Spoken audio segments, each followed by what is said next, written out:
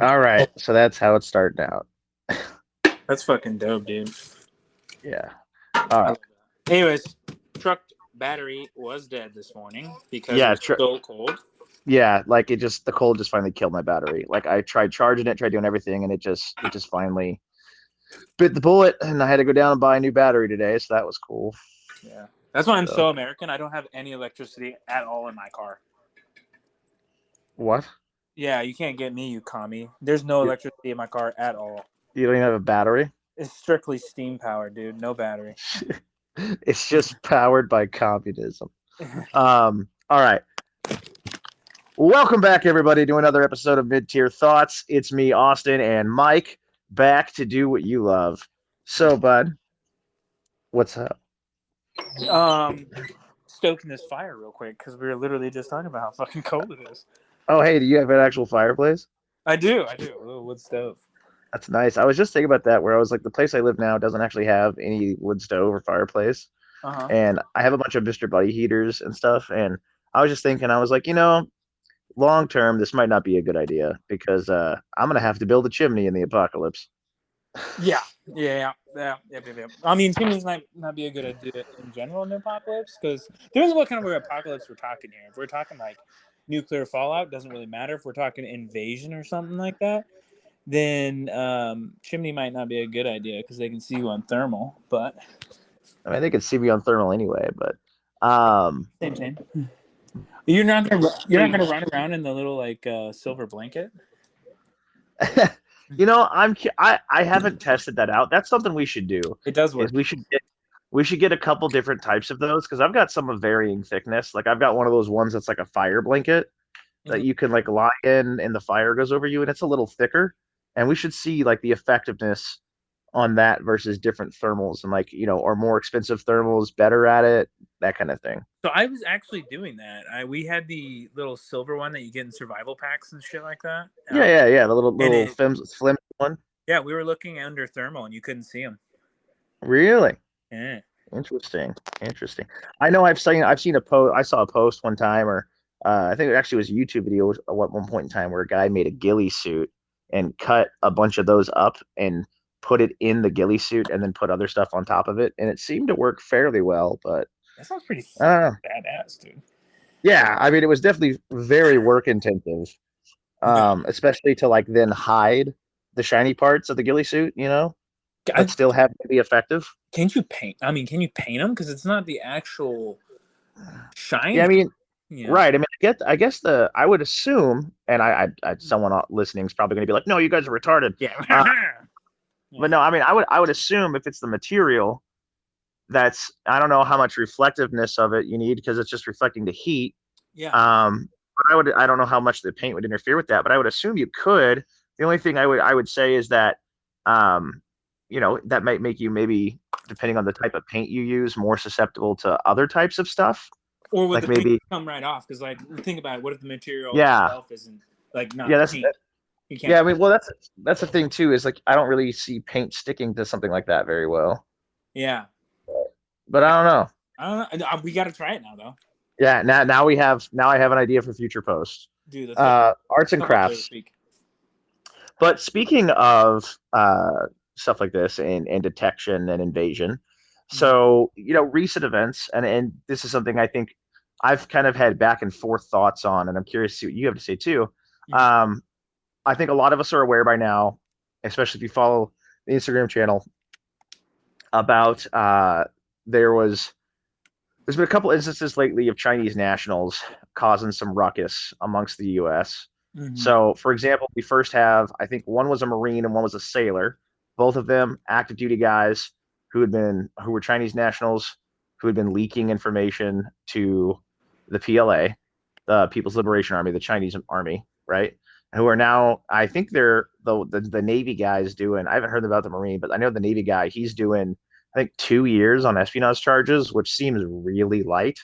Yeah, considering that he wasn't selling like crazy top secret information, but like right. But the fact that he sold any period, and I'm like, I'm pretty sure you can get more trouble for a DUI.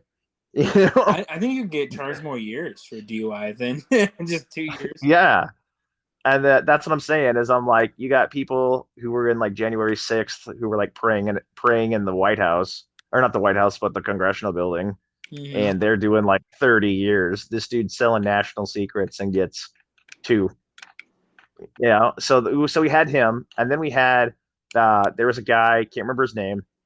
Basically, he supposedly, uh, allegedly, asterisk, this guy had been in the People's Liberation Army, came over to the United States under the guise of being on a student visa, went to school for 7 years, and in the meantime, went to a bunch of open enrollment, high end, like, former tier 1 dudes courses to get trained, and then took all that training back to China with them, and now China uses that to train a bunch of PLA guys. Yeah. And I know, like, when I first heard it, my first initial reaction was like, what the hell? And getting kind of freaked out and being like, dude, this is bullshit. Like, how many times is it happening? Like, how do we stop this kind of stuff from happening? And the more I thought about it, I've kind of gone back and forth on it, because it's one of those things where it's like, yeah, obviously we don't necessarily want a lot of our information of how we do stuff plastered everywhere. Yet it is, right? Like, you can find training manuals online. You can buy them on Amazon. A lot of that stuff is not very hard to get a hold of. Yeah, open source information. And it's one of those things where I know initially my first thought was like, dude, like, vet your students or something. Like, how do you do this? But one thing I did learn that I thought was kind of interesting with this, I learned about ITAR regulations. So I knew a little bit about when they refer to guns and equipment. So ITAR, for those that don't know, I can't remember what the acronym stands for, but it's basically the U.S. laws on what can or can't leave the country. And a lot of things is, like, for example, like night vision is under ITAR regulations. So like, I believe, and body armor, certain things like that, they are extremely regulated in whether or not they can leave the country, who can let them leave the country, and where they can go. So for example, if you just want to fly to Europe and bring your nods just cause, right? Or maybe you want to go to like a, airsoft or something, or a shooter event or whatever, and you want to bring your nods. To my understanding, without State Department approval, you cannot leave the country with those, and it is a serious issue if you do, and a huge fine. Yeah. So, because the idea behind it, again, is like, let's not give enemies access to technology that's readily available in the United States that they might not have. Because a lot of countries, although their night vision capabilities are developing, they're still several generations behind what the U.S. market is for the civilian side, let alone the military side. Mm-hmm. So the idea is like, let's let them stay in the dark.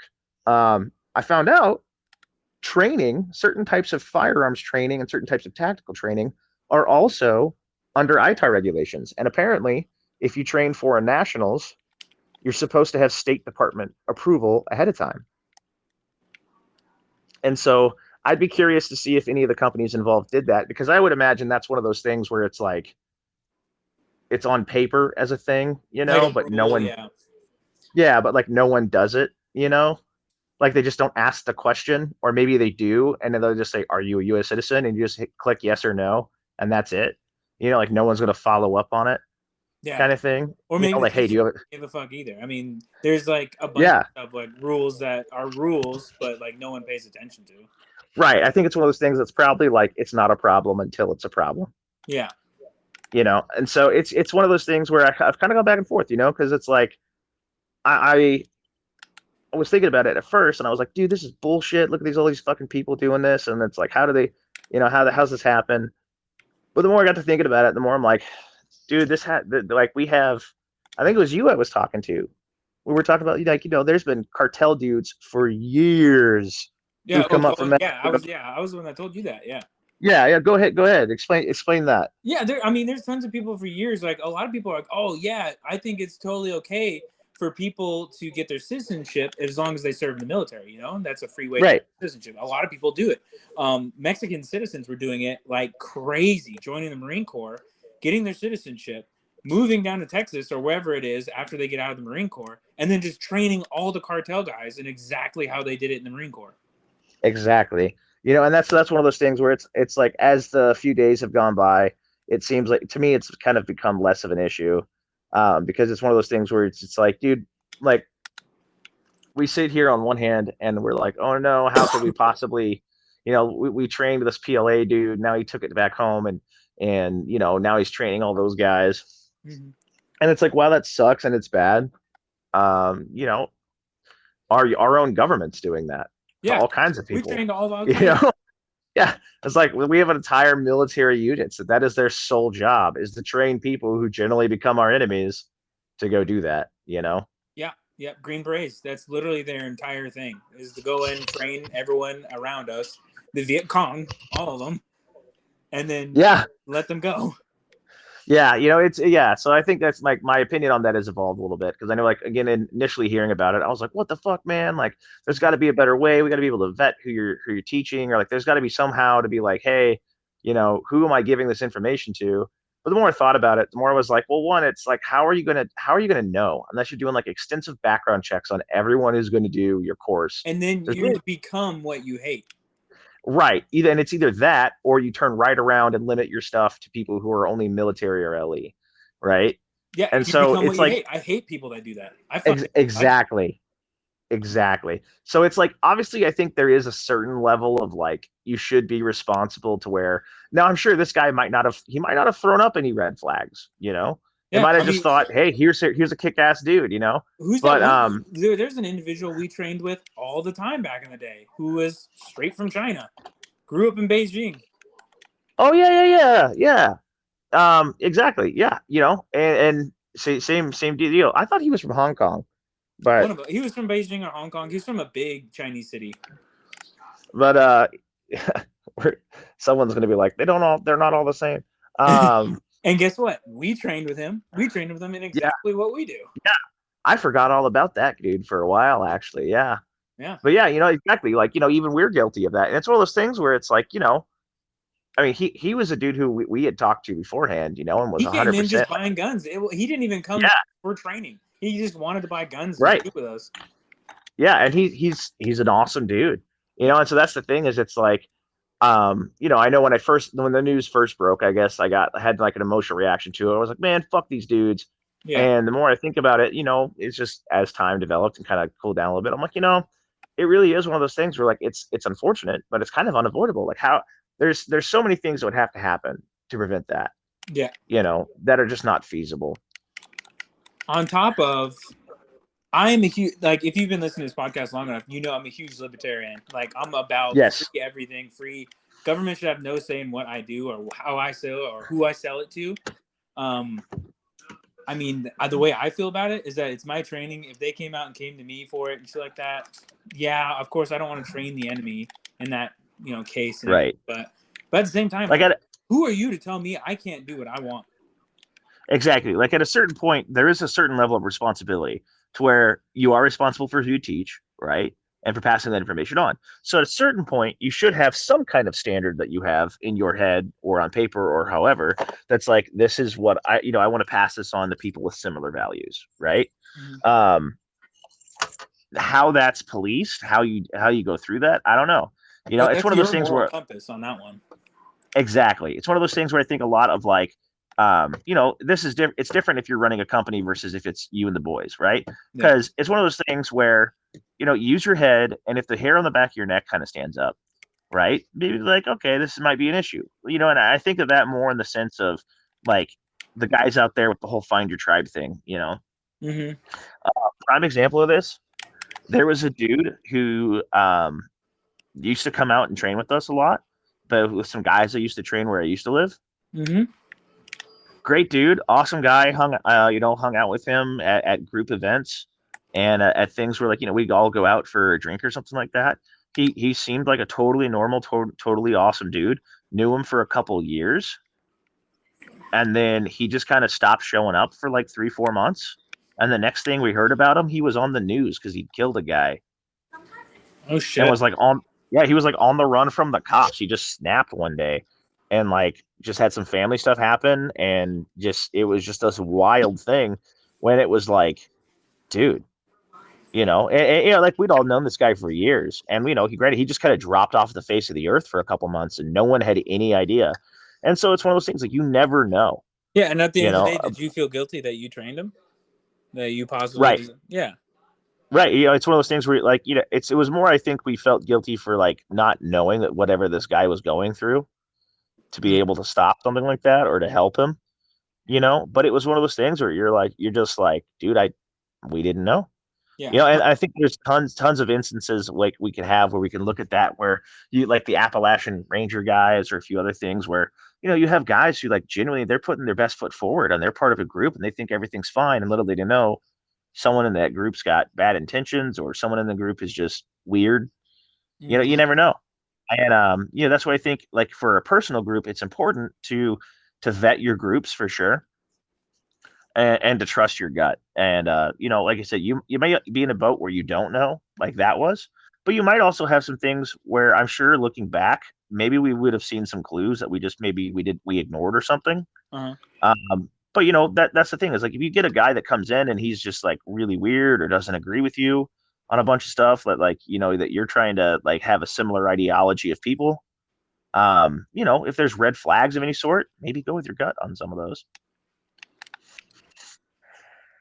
Yeah, 100% agree with that, man. And like I said, your moral compass leads you in certain positions where, like, obviously my moral compass, I wouldn't go out and purposely go train a bunch of people that I know are going to come attack the United States. Like, if, Hamas Yeah, is like, hey, we want training, I'm not going to be like, yeah, bro, right. free market. I can train Or I mean, whoever I want. But, and like for me, like if you have someone who's like an Antifa group, who like very vocally outspoken to where it's like, look, dude, I'm all about you having a different opinion. I'm all about you having different types of ideas and things like that. But if you are diametrically opposed to me in every single way that I live my life, I'm probably not going to teach you how to shoot. yeah, well, it's in my best interest to not be involved with you at all. And that includes Exactly. training it. Now that does kind of do a nice segue into something I wanted to talk to you about. Um, we all talk. We've talked before about like vetting your people, and like just a couple minutes back about vetting the people in your own group, right? And how to control people inside of your group. Yeah. Not necessarily control, but like kind of have who do you want with you? Well, I was just thinking about this the other day. I was thinking, we always talk about this stuff in the terms of like, what if something were to go happen, like the SHTF scenario happens, right? And you've got your group. Mm-hmm. And I was thinking about this, and I was thinking, like, there's almost a certain level of like Minuteman diplomacy, we'll call it, to where all of that should be applied to your group. You should also have a system on how to work with other groups. Yeah. And the scenario for that I'm going to give is like, if you're like, I live in a relatively small town, right? So if SHTF, if so, what inserts crazy scenario here, Russians fall from the sky, nuke war, whatever, right? Mm-hmm. The balloon has gone up, right? Yeah. Something has happened that has caused me and the boys to get together. We're at our predestinated spot. We're ready to roll. And it's like, cool. Now what? Right? Um, we're probably not the only people that are doing that. To some extent, friends, neighbors, church members, school friends, whatever, coworkers, different people around town are probably going to be forming their own little cliques and groups of people that they know to, start kind of like protecting their own and helping each other out, right? Yeah. And so my thought with that was, I think an important skill that some of us could learn is how to be a little diplomatic and to really figure out like for gauging a way to know like if we're part of a group, how comfortable are we working with other parts of other groups?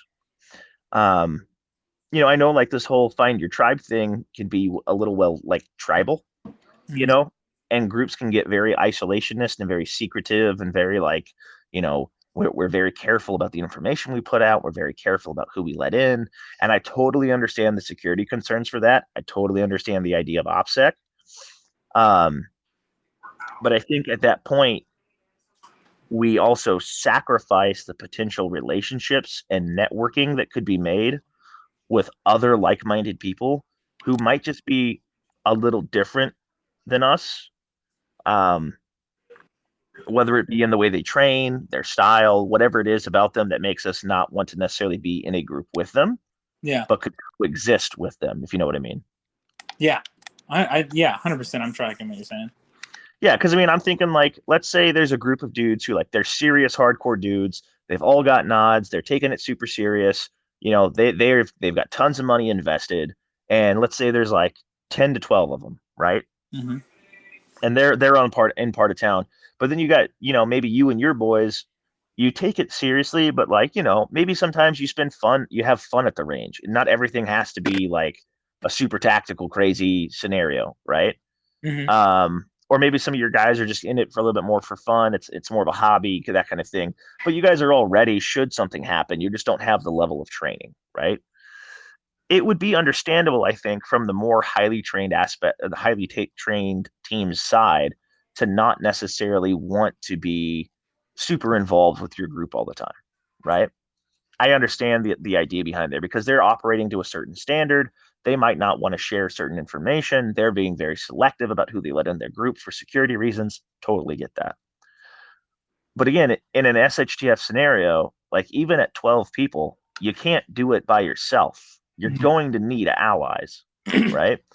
Yeah. You're going to need people you work with. And honestly, what spurred this idea in my mind, and this is going to sound super gay, um, it was playing Far Cry 6. I've been playing a ton of Far Cry 6, and the whole point of the game is you're basically a knockoff Cuba, and you, as a guerrilla, have to go accomplish tasks to eventually get three extremely differently politically and internally motivated groups of people to work together for a common good to take out the bad guy. Yeah. One group is kind of socialist, one group is very just like, very libertarian, just leave me alone, and the other group is kind of somewhere in between, right? And they all ultimately want their country to be free from the bad guy, but they Same all here. have Yeah. different ideas of what that looks like and how that looks like, right? Mm-hmm. And so if you think about it, like everyone in your town has the same goal of like wanting to survive, right? Or wanting to stay alive. How that's accomplished and the way that looks on defending your community and keeping it running in a crap scenario is probably different with those different people, right? Mm-hmm. One group might think, that means I got to get all the tactical boys. We got to go set a perimeter. We got to have an LPOP, a machine gun overwatch position, all this high end tactical stuff. Another side might think this means we got to go out and make sure that we're staying in contact with all the people around here that have farms that can grow the food. Maybe someone else is thinking, oh, we just need a neighborhood watch or some type of police force to make sure that crime doesn't get out of hand. None of those are wrong, right? But they're all different opinions with these different groups that are operating independently. And someone has to figure out how to get all of those wheels to work together. Does that make sense? Yeah. Build a community, not just a group. Yeah, and that's where I think like kind of the skill of diplomacy comes into there. And like my challenge to a lot of our listeners with that would be, if you are a part of a group, right, a part of a training group, potentially try to maybe reach out to someone in another group and see if you guys feel comfortable doing a potential like joint exercise or joint training. Something to where like you don't have to devote a ton of time to it. You don't have to necessarily completely invest in another group, right? But do, a meet and greet, right? Shake hands, do something like, if you want to protect certain things of like how you train or certain stuff you have or certain things like that, put on a dog and pony show, right? For you and them, right? Show off some of the stuff, let them show off some of the stuff they knew, make those good connections, keep in contact with each other. But you don't have to go out and train with them all the time. You don't have to be, a part of their group all the time, but it might be a good idea to, kind of have that in your back pocket, right? For Yeah. multiple reasons. One, if that group ever falls apart and there's people in that group that you're like, hey, we kind of like that guy. Sweet. Now you got a new dude. Two, Maybe at some point in time, you're like, hey, we just don't have the people we need to do what we thought we did. Well, you know what? That group over there, they're not bad people. They're not maybe where we want to be or necessarily don't agree on everything. But, extra bodies could be nice for what we need to do. Things like that, And if you build that around there and you get all these groups working together, it builds a sense of like working towards a common good and being a part of something bigger than yourself, and kind of builds a new identity for all of the groups involved. And in my opinion, it makes it easier for we always talk about these things as being like disaster scenarios, but even in the worst disasters, eventually some type of law and order is going to start to reestablish itself, right? And in my opinion, having that diplomacy up front and making those connections ahead of time Yeah. makes it a lot easier for the aftermath of whatever happens than trying to figure out, everyone's differences. Then, what I'm thinking of is like, look at any time you have a revolution anywhere, right? What generally tends to happen is you get multiple groups of people who all have a common goal of overthrowing the powers that be, but they have different ideas of what it looks like after, right? Mm-hmm. A lot of countries have this revolution start, they overthrow the bad guy, and then spend the next 5 or 6 years or longer deciding which one of the winning factions gets to be in charge. Getting a new bad guy. And then Yeah, you're like, hey, who gets to be the new leader? Like, prime example, again, just going back to pop culture, because I think we've all seen movies and we can all kind of get the picture really easy. Think of the Hunger Games movies, right? What do? They all unite all the districts, they overthrow the bad guy, and they just elect a new bad guy. Yep. Right? Goes right back to the old way. Exactly. So then you have another splinter group, like a mini civil war within this civil war, right? Welcome And to it's just never ending until something happens, right? Yeah. So it's one of those things, I think, to where a little bit of diplomacy to learn, like, okay, what can we kind of compromise with this group? Okay, maybe they're not as hardcore as we are, but they're cool to work with. Or, oh, these guys are like blatant communists. I don't want to work with them, right? Um, or are there certain things you're willing to work with them on, regardless of political ideology, regardless of ideology, period? You know, can you come to some kind of mutual defense or some kind of mutual aid? Is there something there that you can do that with, right?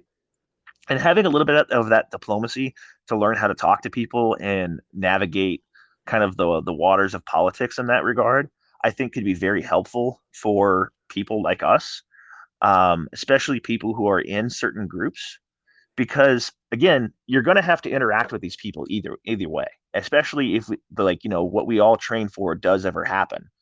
You're going to either have to deal with these people diplomatically or violently. Those are really only your two options. And then if you're the one saying like, oh, we'll just start laying down anyone who doesn't agree with us or is opposed to us, maybe you need to take a look at yourself. Maybe you're the bad guy. Exactly. Like, I think a great example of this, I know we've talked before about like the Doomsday Preppers, right? The Doomsday Preppers show, the whole thing was like, if you step on my porch, I'm going to kill you for trying to steal my beans, right? Okay, that's the same mentality as the people being like, screw all the other groups. Anyone that comes and interferes with us is getting a bullet. Like, okay. Or just like the Doomsday Prepper, who might be a little more diplomatic and be making positive relationships with people in his community, that, you know what, maybe they're not mentally where he's at yet. Maybe they're not prepared for that kind of stuff yet. Maybe they didn't do a lot of preparation, or they just weren't mentally prepared for the scenario. He's still made those positive relationships to where, should something happen, ideally, those people already have a positive image of him in their head. Yeah. They already know that he's a good dude. And it's a lot harder to convince yourself to do bad things to people that you like versus people that you don't. It's a lot easier to justify doing bad things to strangers because you don't have that personal connection there. Now, if he can maintain that positive and that positive feedback, and if he can kind of utilize that, for example, thinking like how I've talked before about using food, hey, he's got a ton of food stockpiled. Maybe he gives a little bit out to his neighbors, kind of buy himself some goodwill, right? Mm-hmm. I think realistically, it's more likely that you buy yourself goodwill doing that than like the movies portray it, or some of like the prepper stuff portrays it to where like, oh, you give them a little bit of food and they're just going to come back wanting more, more, more, more all the time. I think maybe depending on your environment or depending on where you're at, that might be the case. But in an area like where I'm at, I think it's way more likely to buy you a little bit of more goodwill and positive outlook on you and yours. I mean, that the way I feel about that too is like, is it all depends on the situation and like what those people decide too, because you can be the nicest person in the world, right? And you can be Right. like, oh, I'm gonna feed my neighbors, and if they decide to come for your shit, I mean, it just is what it is, brother. You got Right. that's the Well, cards and you're that's dealt. why I think again, like that idea of diplomacy, right, doesn't just mean like talking to people, but also knowing how to read people, how to figure out what people want and what people need, right? Like think about it. Like, what does a diplomat or a politician do, right? In theory, on paper, they figure out what people want, what people need, and what they want and what they need, and try to make the two match in a way that benefits themselves, right? Mm-hmm. So doing the same of like, hey, me or my group, what do we want? What do we need? What do you want? What do you need? How can we help each other? Right? Hey, the 12 guys and me can't defend the town on our own. Right? And our families live in this town. We want to make sure the town is secure. Maybe we need to cooperate with other groups and kind of come to a idea of a mutual agreement that will help keep the town secure and help keep all of us secure. And me and my 12 guys don't have to do everything. Yeah. We don't have to drop our guard. We don't have to be complete idiots about it. But, having a few extra bodies on the watch bill might be kind of nice. Having a few extra people just help you stand watch, help you protect the farm, protect the kids, protect the wives. Right. Even if they're not tactical savvy, right? They don't need to be. You don't need to be tactical savvy to sit there and just scream if you see something. Right. Or even like in the area where I'm at, there are several farms in and around the town, right? That grow food, they have cattle, they have animals, things like this. A certain level of diplomacy is going to be needed to go up. I mean, like, obviously, yeah, you could just go up guns blazing and be like, hey, we're taking your cattle, right? That may or may not work out for you, right? Because even just though it's the apocalypse, everyone talks about like, oh, well, I'll just do this, that, or the other. Yeah, but like you still have a certain sense of morality, Mm-hmm. right? And in theory, you should try your best to keep that, especially if you're any type of good person, regardless of the fact that like other things are going on. You should still try to keep some semblance of your humanity. Try not to like completely devolve. And so, you could go in and just be like, hey, I have 12 guys with guns, we're taking your cattle, right? And that could turn into something potentially violent, one way or the other, or later down the road. But how hard would it be to be like, hey, so here's the deal. You're out here on your own, a little ways out of town. Times are dangerous. Tell you what if we offer you a couple guys to offer security and help out around the farm? In exchange, you feed us. You throw some food our way. Obviously, you still got to eat. We get it, but some food comes this way. In exchange, we help you out. Right? That's diplomacy. That is figuring out, hey, what do you need? What do we need? How do we help each other? Right? And you think about like again, going back to like pop culture. Look at shows like The Walking Dead, right? All these different localities that they go to, all these different like villages and things where all these people live every season. And it would basically just be like, hey, how do we get a place like Alexandria to work with a place like Hilltop, or different things like that? We're like, how do we like my town is 15 miles from the next town. Actually, I think it's a little closer than that. It's closer to 10 miles from the next town, right? That's within walking distance. So that it's a day's walk, right? So if it were an SHTF type scenario, and we were able to, kind of keep our town up and running, and not going into complete chaos would it be possible to build relationship with the next town over, and build, some type semblance of trade and some type of semblance of, civilization again? Like, how do that all requires diplomacy. You don't necessarily have to elect a diplomat to do that, but it requires people being able to kind of navigate those waters of what do you want and what do you need, and finding those people who are good at talking with people. And so I think an important skill to have, again, in this type of community, is that ability to talk to people and figure out what they want and what they need, and how to, like, read between the lines. It's like there's nothing more annoying than sitting in the middle of a conversation where two people are arguing, but they're talking past each other. And it's like, you understand what A wants and you understand what B wants, but A and B are not talking. They're not getting it from each other. So you have to, like, stop and be like, hey, dude, this is what he's saying. Other dude, this is what he's saying. Got it? Oh, okay, yeah. Because people get, like, all hyped up on their own shit. Yeah, exactly. And they don't understand. They're like, I don't understand why they want this. When you're like, you can easily, you want this, you want this, you have this, you have this, help each other out, but they're never going to make that connection.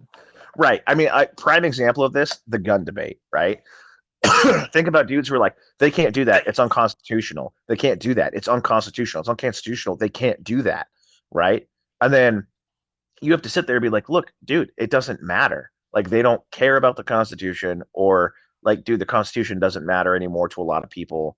It doesn't matter. Right. But they're just talking past you because they're just like, no, they can't do that. The Constitution says no. And, like, the Constitution says you can't do a lot of things that we do today. Yeah. We So still are our balls taxed off right now. what's that? We're still getting our balls taxed off right now, dude. Yeah, exactly. That's what I'm saying. So it's like, this some kind of mental block sometimes I think people have when they're talking to each other, or we're talking to other people, that they just can't get over it. It takes someone else from the outside to come in and be like, no, no, no, no, stop. They don't care. you Yeah. know, like, you're getting upset about the wrong thing. Yeah. So, but yeah, speaking of that, actually, for those, speaking of gun laws, for those in Washington State, you guys, your legislative cycle has already started. It started on the 8th, and you guys have a lot of gun control that is coming down the pipes. And if you don't think they're going to pass it, just look back at the last 5 years and see what they've done to you. So the new laws going into it that they want to pass in the state of Washington, they want to make it so currently, to buy a gun in the state of Washington, any firearm, period, if it's certain types of guns, you have to be 21 or older. Semi-automatic rifles of any kind and certain semi-auto shotguns with certain features are banned entirely. You can own what you could prior to the ban, but you cannot purchase them moving forward. No 1022s, nothing. There's a bit of a gray area when it comes to rimfire and some kind of guns where some shops will sell them, some won't. It's a gray area because there's two different definitions of assault weapon right now. But generally, as a whole, no semi-auto rifles. And you have to take an online class, which is basically a click through PowerPoint, and a mandatory 10 business day wait. Some of the stuff they want to change in Washington is they want to add that you have to take a live fire class. So you have to take a class that involves physically shooting at targets, pass that to be able to get a permit to be able to purchase a firearm. On top of an 11% tax on ammunition. Yeah, so there's that, an 11% tax on ammunition. They also want to try to push some bills that wouldn't allow you to do tactical training. They want to push some that would make you, if your gun's stolen and you don't report it stolen in the first 24 hours, that you get in trouble for that. And there's a few other ones where that's the one of the other ones. They want to make all FFLs, so all places that sell firearms, have 24/7 audio and visual recording at all times, 24/7s, and store that information for 6 years, and that every firearms transaction has to be audio and video recorded. Yeah, every single one. Every single one. And the reason that I think that that's a serious issue with that too is that there are a ton of people at the gun shop that will openly admit to you as a gun store employee things that are like legit felonies, or some of them that are just misdemeanors, but some things are like legit felonies that they don't like. I don't understand why people do this, but they just think like, oh, you're not a cop, you're cool, you work at a gun store. Here's blatant information of me breaking the law. And you're Yeah. like, look, dude, I get it. Like, more power to you, dude, but you should probably shut up about that. Yeah. I made an SBR and sent it to my. You're like, Right. So respect, respect, but there's gonna be a lot of dudes that are gonna self-incriminate on that audio recording. Like I had a guy come in and he was like, "Hey, I want to get an AR-15." I'm like, "Sorry, dude. They don't sell those in Washington anymore, man." When I was still there, I was like, "We can't sell those in Washington anymore, man." And he goes, "Oh, it's fine. I'll just go down and I'll have my buddy in Utah buy it and give it to me." yeah, And I'm and like, you're "Well, just like, that's a straw purchase, which is technically illegal. I mean, you're gonna do what you got to do, I guess, but that's your decision." And I probably wouldn't tell people that it's fucked up because, that you have to do that in the first place, but at the same time, yeah, it's like you've also known me for 2 minutes. yeah. So Like, you've known me for 2 minutes and you're just telling me things that it's like, it's a good thing I'm not a cop, or the ATF, because they, yeah, they would never dress up as a gun store employee, right? and Ruby rid your ass. Right. But, Hello, sir. you know, Would you mind cutting the end of my barrel off, please? right. But the big thing is with that too is like I know I always harp on this stuff for Washington. That's because like I live in Idaho now, but I lived in Washington for 28 years of my life, 29 years of my life. And it's home to me. And the thing about it is the biggest thing is that right now, the state of Washington has the worst gun control in the country, worse than California, worse than New Where's York. And the thing about it is like there's so many people that just don't do anything about it. Like there's so many people in Washington.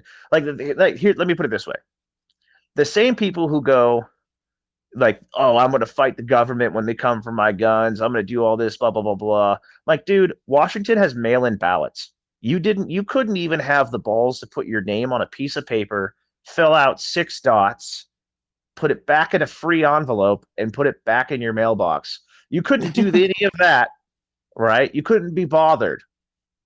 But you want me to believe that when the balloon goes up and the ATF standing at your door or the Washington State Patrol standing at your door to confiscate your firearms, that you're going to lock and load and go out in a blaze of glory? No, Yeah, you're and not. just start dropping motherfuckers after you have that giant Blue Lives Matter sticker on your fucking trunk. Yeah, like all these dudes who are like, "Oh, dude, they can't take my guns." Well, they already did. Look Yeah, at what they've done to your state. You can't buy any of this stuff. They're not coming after you. They're going after all the FFLs. They're shutting down your ability to purchase them. They don't care about you. They don't they're care making about the Constitution. They're not doing it for your best interest. They hate you. yeah. Oh, we can't take the guns. No problem. We're just gonna make it unaffordable to train. Yeah, unaffordable to train, impossible to get ammunition. We're going to make it based a privilege. You're going to have to get permits. We're going to say you can't without saying you can't, right? And everyone's like, "Oh, well, this isn't the Supreme Court," or "Oh, it's in this federal court." Well, look, until the Supreme Court comes out and says like a Roe v. Wade type scenario, when they're really just like, "Look, here's how it is, deal with it," right? Unless something like that happens with the Supreme Court, where they just come right out and they're like, assault weapons bans, magazine bans, can't do them. That's the end of it. These are things that are going to be in court battles for years. Look at California.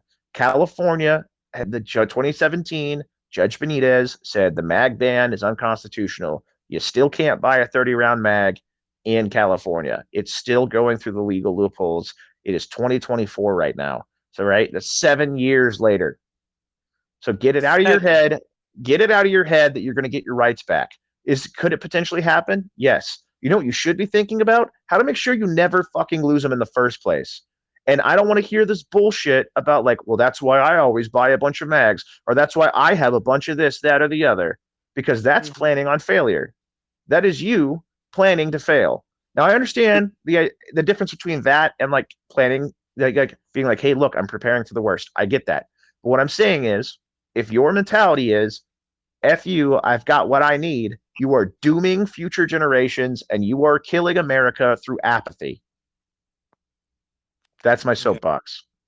Is that the people that go out there and don't take any part or any ownership in what they enjoy, or any ownership in the firearms community, or any ownership like that, and you let everybody else make your decisions for you, and you don't do shit, and then you complain you don't have rights anymore, that your state sucks, or blah blah blah, whatever. I don't want to hear it, right? You, if you like, look, if you lived in Washington and you fought tooth and nail to keep that shit from happening, you have every fucking right to complain. You have every right to complain, especially if you're still fighting, right? Mm-hmm. But if you're one of these dudes who's like, I didn't vote, fuck you. Yeah, you deserve every bit of this. You deserve every single piece that's happening to you. If you were like, no, I couldn't be bothered, I didn't do it, you deserve this. You deserve this. No, I mean, you do. If you're going to be lazy enough to do nothing about it, period, and then come into the gun store and complain to me and be like, these commies, be like, yeah, what'd you do about it? Yeah, these commies, and then go, I'm going to go buy my magazines across the border anyway. Yeah, and saying that as if that's some kind of win, but like, no, you literally have to go and commit potential crime to enjoy your rights, and you're just dooming all of your future generations to can do the same thing. State anyway. Yeah, exactly. That's the thing that I wanted to bring this up with too, is I know I harp it on it for Washington, but for everybody else out there, especially now, like Congress is talking about pushing through a thing to stop paramilitary training. So they don't want you to train. Like they want to come after people who are doing tactical training, which is damn well near everybody that listens to this, right? So they hate you, then they want to come for you, right? Stop having this bullshit mindset. They're like, oh, they're just misguided, or oh, they're on the other side of the aisle. No, they hate you. Period. They hate you. They don't want you to do anything. They hate you. Mm-hmm. So they're coming after that, right? Federally, every state is going into its election cycle this year and having new laws and stuff getting pushed through. New Mexico has got some crazy crap on the ballot. So, like, one, get smart and start looking up your state stuff, right? As much as I hate the NRA, I think that the NRA's legal division, the NRA-ILA, has a great resources to be able to see pending gun laws and proposed gun laws in your state. Okay? Look them up. Look up your state, or just type in your state proposed gun laws 2024. Look and see what is happening around you, right? Is maybe maybe you get lucky. Maybe your state's loosening restrictions. Maybe you live in a freer state that's doing that. That's awesome. But look at the state. Look at the states around them as well. Look at the states exactly. around them. Exactly. Like, I live in Idaho. Last legislative cycle, we had some pretty good stuff that got passed through. We had basically to where they codified it that you have the right to present a firearm. It doesn't count during a potential use of force. I don't know what they meant by that was, like, if you, like in the state of Washington, for example, if you present a gun, if you just lift your shirt and show that you have a gun during a heated argument, that's legally constituted as deadly force. And they kind of changed it to where it's not considered deadly force in Idaho. It's just but so, like, you're good to do that, if that makes sense. Yeah. The other thing they did was they made it to where people can't boycott gun stores. Like, banks can't just be like, no, you can't run your card at a gun store. So they made it to where you couldn't do that. And they also made it to where banks couldn't record. Like, if for people who don't know this, every time you swipe your card at a grocery store or something, the types of items that you bought, not the individual items themselves, but the transaction itself. Some companies do it with individual items. They have certain codes to them, right? And this information is taken and sold to people. So that's kind of how they do advertising stuff to you, is like, hey, I see you buy a bunch of this type of product all the time with this type of code, this category of product, right? We want to advertise to you about this, right? So for a while, companies were doing firearms on a separate one and then declining those transactions. And so Idaho made it to where you can't do that. You can't treat that differently than any other general merchandise, and you can't tag it as anything other than general merchandise. So there are some positives, right? But there's all, just because you live in a free state doesn't mean that it's always going to be that way. Look at Texas as a great example. Texas is always thought to be this conservative safe haven. It's pretty fucking purple. Very purple. Ever since Austin, yeah. Yeah, I mean, a ton. Austin's a huge tech industry area. Tons of people are leaving California. Tons of people are going places. Politics and places change. Things change over time. And even in an area where I'm at, right? I had a buddy of mine just talk about this the other day. He lives in the next town over. And he went to one of their town hall meetings whenever they were talking about some political issues in his town hall. Of all the people who got up there and spoke from a conservative pro freedom standpoint, almost 95% of the people there were people that had moved here from somewhere else, right? Like in Idaho, people always bitch and moan about people from Californians or of California or from Seattle or from other places moving up and doing a bunch of shit, right? I get that. But I think it's also a bit of a fallacy sometimes. Like I totally understand in areas where it can't be true. But here, none of the local populace was at the fucking meeting. Yeah.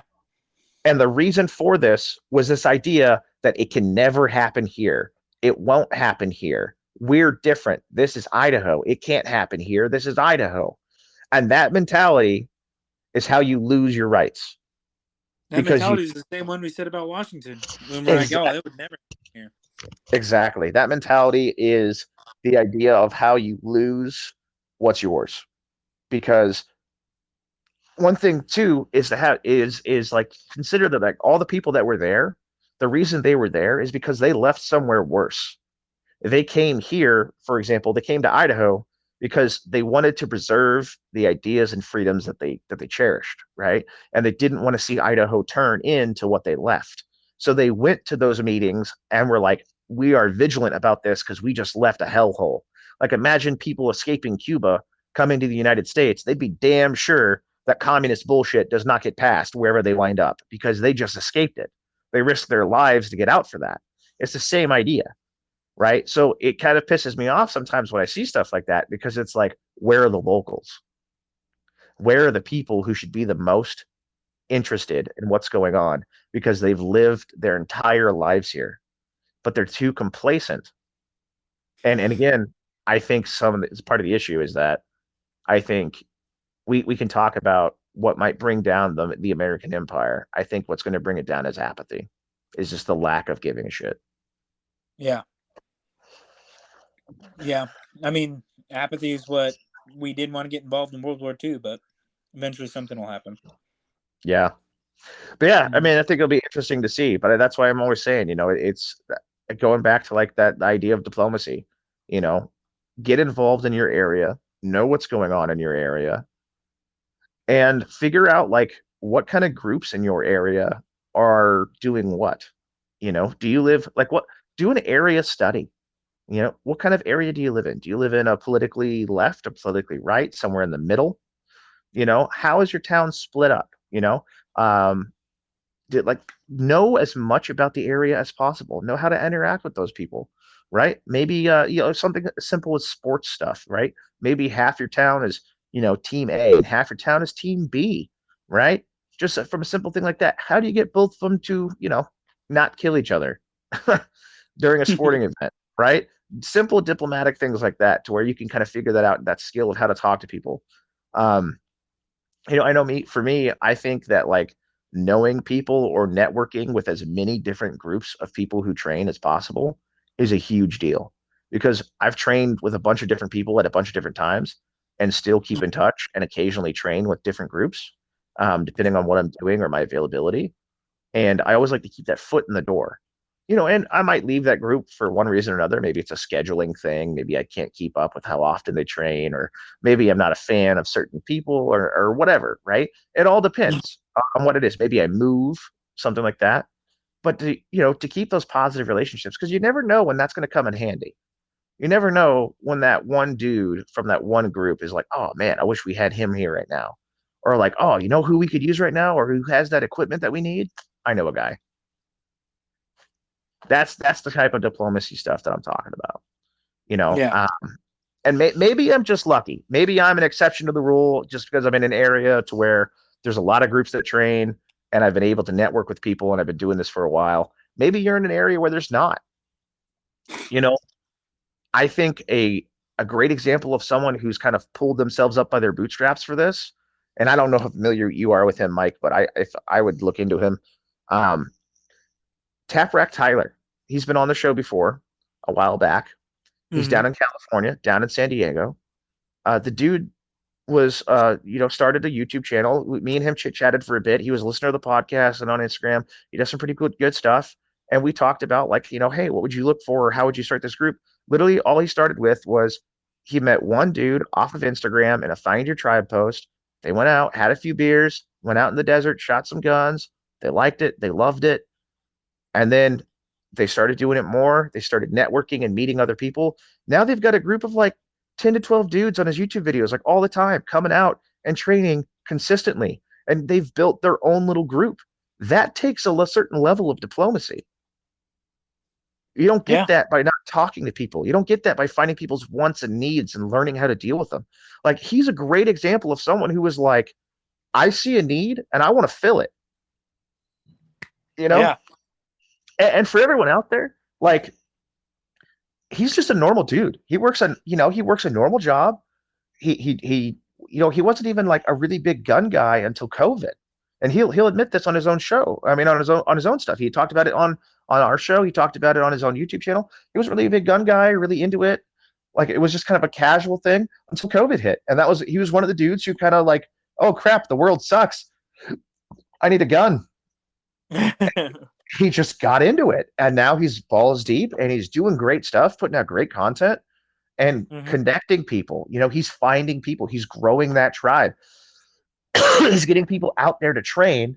And it's all because he used a little bit of diplomacy, learned how to talk to people, figured out what people want, what do they need, and was like, look, there's a need here that needs to be filled, and I'm going to step up and do it. No one else is going to do it. So if you're out there, it's one of those things where it's like, you might think you're the only one in your area that wants to do this, but I guarantee you, depending on the size of your town, there's probably at least 5 more people. Yeah. You just got to find them. You just got to put the effort in, the work. Just go do something. Just say, hey, look, on this day, this time, I'm going shooting. Anyone want to come? Cool. If nobody shows up, great. Keep trying. Don't give up. Figure it out. You might be doing it alone for a while. Yeah, I did. Yeah, exactly. Sometimes you're just gonna go out and do it yourself. I get it. And other times you're gonna have 10, 20 people show up. Who knows? Every good thing starts from nothing. Like, we always joke around this about. I always joke. Well, I do anyway. About with our podcast, right? We're sitting somewhere around a little shy of 400 followers, a couple hundred. I mean, or right around 500 or 600 listeners. But a smaller number of people who consistently follow. And I always joke around that, like, one, it's amazing to see where we've been, or where we're at compared to where we started. Obviously we're just 2 dudes, right? And we just decided to start something, and we did it. That's all it took, because we just said we're just going to do it, right? And I always joke around. I'm like, look, Joe Rogan started somewhere. I'm not saying we're going to be the next Joe Rogan podcast, but I'm just saying, like, everyone started somewhere. All of your your favorite YouTube guys, they all started with a shitty video in a garage. And now look at them. Your favorite YouTube dudes that have millions of views, they all started somewhere with a crappy GoPro and shitty audio. Yeah. And just put out a video. Just say, hey guys, welcome to my channel. PewDiePie started somewhere. Yeah.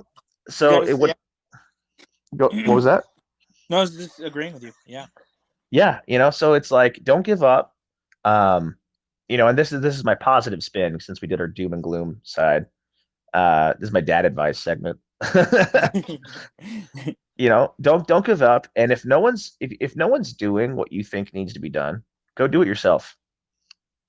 Unless it's the Dark Angel telling you to shoot up your workplace, then we're not. We're not saying. Yeah, that part. Let's not if legally there's a binding. Voice in your head that's like, we need to start exterminating Jews, maybe you shouldn't listen to that one. Yeah. Dude, okay, speaking of that, 2024 is off to an insane start. Dude, sure. I mean, we've got Like if you'd have told me at any point in time in my life that I would hear the phrase secret Jew tunnels under New York City, I wouldn't have believed you. Dude, the Kanye memes have been hysterical. Dude, it's been an insane time. Like the They're world, like, oh, look at Kanye. He was so anti-Semitic, and then it shows Jewish tunnels, and it's Kanye going, "Was I wrong? Was I wrong?" I'm just saying, like, dude, some of the stuff, it's like there's so much stuff going on right now that it's like, dude, I don't think 5 years ago me would have believed any of it. No, 100%. All those conspiracy theories that I made fun of, I'm so sorry. Right, 100%. Everyone, I was like, dude, this guy's fucking nuts. I'm pretty sure the Alex Jones was right jar is just gonna start being my retirement plan. Dude, and they're making the frogs gay. Like, oh crap, the frogs are gay. Dude, it's been insane, bro. So, with that being said, guys, yeah, times are weird. So get out, find some people, train with them. Buy food, buy water, buy medical gear. You're never going to be fully prepared for anything that happens, no matter how well off you are. There's always going to be something you forget. But try to fill as many holes as possible. Take that however you wish. That's also what she said. Um, but yeah, if you see somebody like think of us, right? This podcast, the whole reason we started it was because we were like, hey, there's nothing that really like fits us well. Yeah. Just Or two. at least two dudes that can just talk about whatever. Yeah, and it's like granted, I mean we're gonna get more into gun stuff again. It's gonna happen. But it's just we talk about whatever and we go down this and sometimes you like it, sometimes you don't, but we're just gonna keep putting it out there, say things that we think feel need to be said and that no one else is saying, and just see where things go. Amen. Also, that being said, a little bit of housekeeping thing if you made it this far, thank God. Um, So we do have a YouTube channel, Mid Tier Thoughts, that was neglected for a long time. But I finally went through and updated and put all of our podcast episodes on YouTube, so you can find us on there. I also post shorts on there quite a bit. Sometimes it's clips from the podcast. Sometimes it's some of the training videos, shooting videos, things like that. Going to try to start doing a little bit more editing and try to get some better video up there so we can do overlays, especially when we get into more gun related stuff. So you can actually see what we're talking about. So when we move forward, some of our episodes will have a video, a little bit of a visual element to them, since I've kind of figured out how to do that. So I'm going to play with that. And to be honest with you guys listening, I know I can work it on YouTube. Not quite sure how Spotify system works. Going to play with that a little bit to see if we can get you some audio as well. So at least when we do talk about products and we can kind of open our horizons a little bit more with what we can talk about when we talk about different kind of guns and different setups, things like that, loadouts, we can actually show you a little bit of a visual, even if it's just more of a slideshow type of thing. You at least somewhat see what we're talking about, which I know that's been holding us back a little bit with some of the things we could talk about. Is because we don't have a visual element. Now we do. So moving forward, we're going to start having some cooler stuff. Again, it's the start of the new year.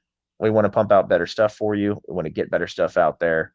And shameless plug, check out our merch store, www.midtierthoughts.com. We got some cool stuff. Yeah, man. All right. You have yourself a good night, brother. Yep, you too. See ya.